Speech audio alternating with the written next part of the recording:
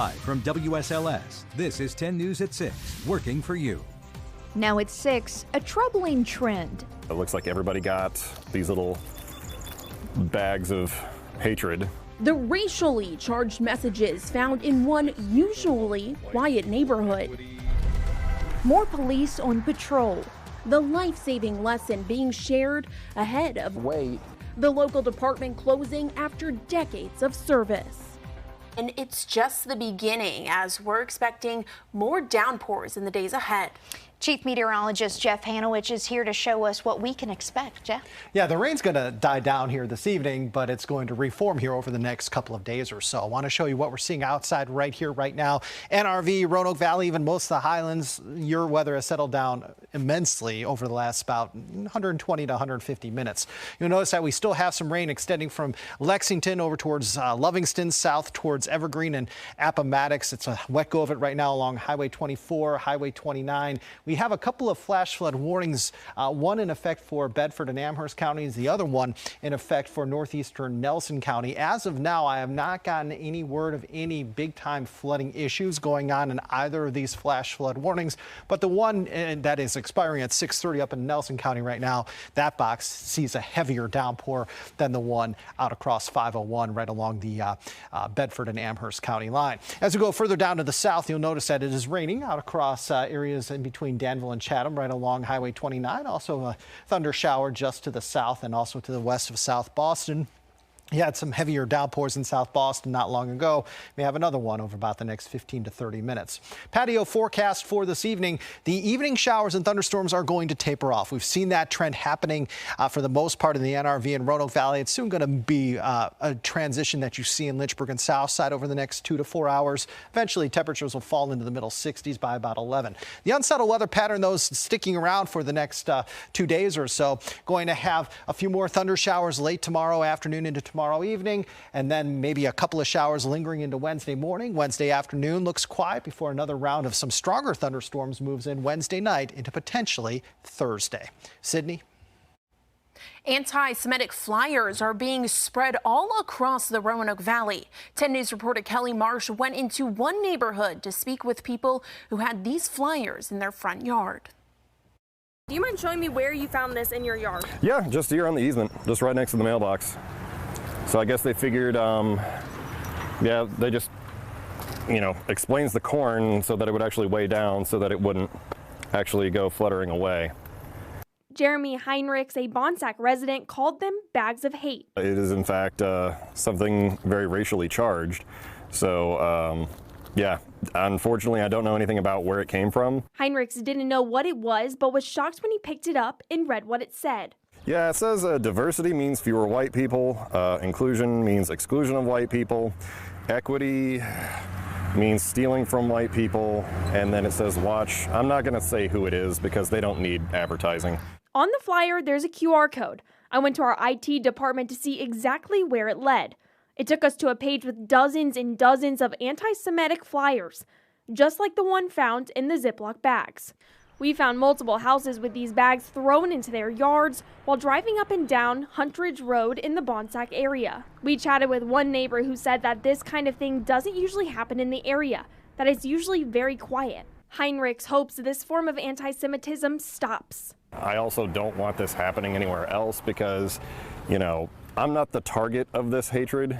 So it's easier for me to just say, it's just all hot air. But, if I was somebody that was being targeted here, then, that would be a different story.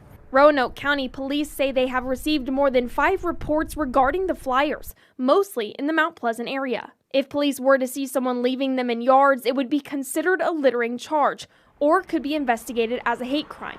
Kelly Marsh, 10 News, working for you. Now, 10 News has found that this troubling trend is not exclusive to our area. We found these similar flyers in other cities, one of which was in Redondo Beach, California. An important reminder, after multiple crashes over the weekend, take a look at your screen here. At least one person was hospitalized after an accident involving 3 vehicles and 4 tractor trailers on Interstate 77 in Carroll County yesterday. It happened in the northbound lanes, shutting down the road as crews worked to clean up fuel leaks and oil spills. State police say a man died after flipping his Tahoe in Nelson County last night.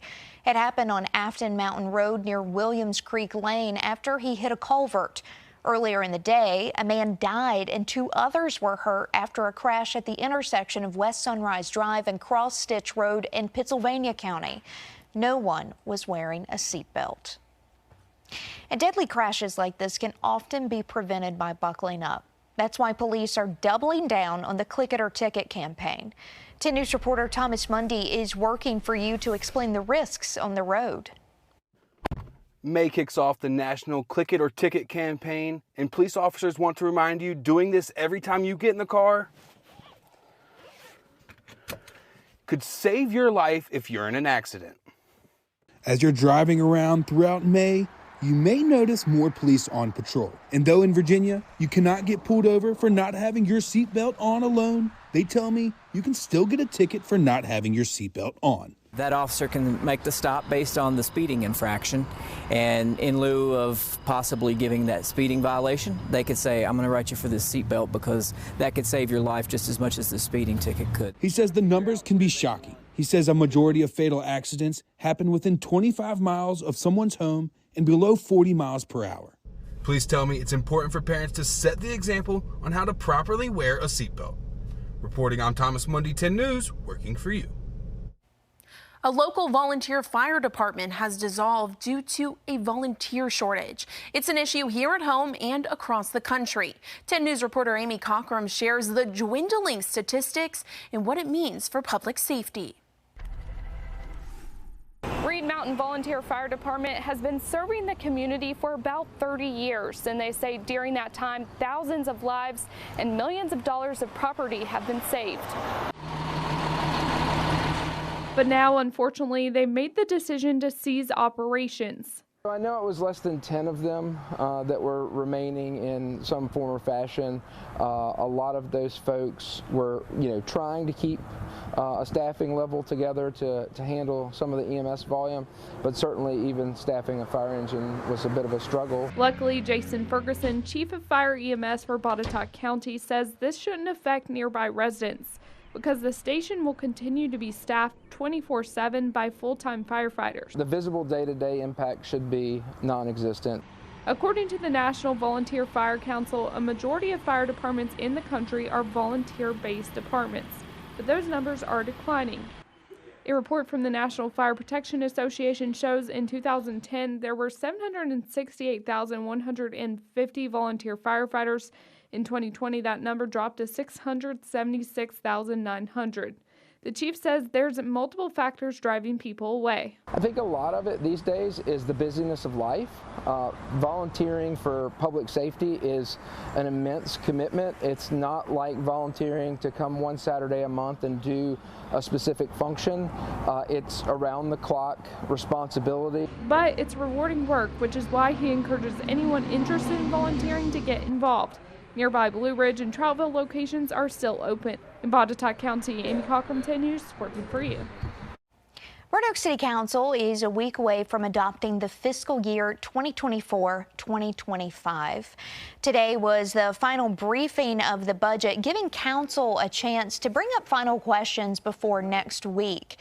Council talked about adjusting the tax rate, but the consensus was to not make any changes from the proposed budget. Even though public safety pay is increasing, City Manager Bob Cow says there's still work to be done in the future. Things to kind of look ahead into the next year, there's going to be another need to push again on compensation, because we've got most of the folks now where we want to have them kind of started. But now we've got to start creating some separation in those based on tenure, as well as, just time that they've been with the city and stuff too. The next City Council meeting will be May 13th, which is when they're expected to adopt the budget. Federal funding is coming to the Star City this year. Roanoke expects to receive about $2.5 million from the Department of Housing and Urban Development, or HUD. It will be used for affordable housing, preventing homelessness, and public services, along with new development. Some of that is for rehabilitation of vacant structures to turn into a place where somebody could live, but it also provides funding for homeowners who may not be able to do appropriate repairs and rehabilitation on their homes. The money will also be distributed to more than 20 organizations like Family Services of Roanoke Valley, which hopes to provide free counseling to people living in local housing projects.